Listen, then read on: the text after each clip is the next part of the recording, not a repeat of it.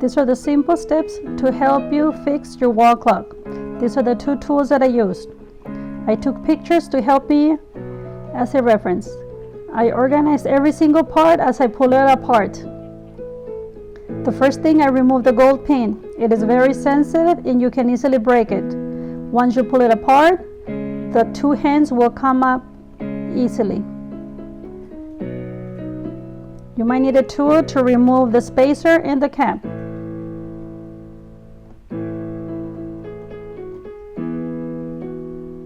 Once you remove the spacer and the cap, the face of the clock will easily come up with the motor.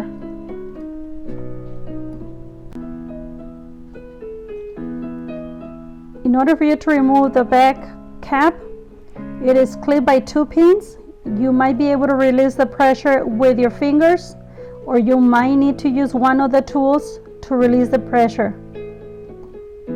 When you are removing the cap, try to make minimal movement.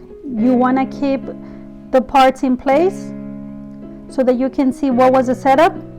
And this is where your pictures become very helpful. They become a reference because you're going to be taking every wheel apart. You're going to reassemble and you're going to make sure that every wheel is in place. And when you put it together, you're going to be able to see the wheels turning. You can also hear the tick-tock of the seconds, and that's an indication that your motor is working properly. Once you do that, you're going to start putting the back cap, and you got to be very careful because you can easily lose one of the wheels again, and then your clock is not going to work anymore. You're going to have to open it again.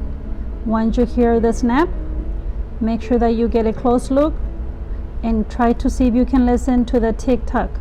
If you hear the noise, it means that you are ready to start reassembling your wall clock. Screw the spacers. Use one of the tools to make sure they're tight. Reassemble the two hands, and this is what it should look like. Your task has been completed.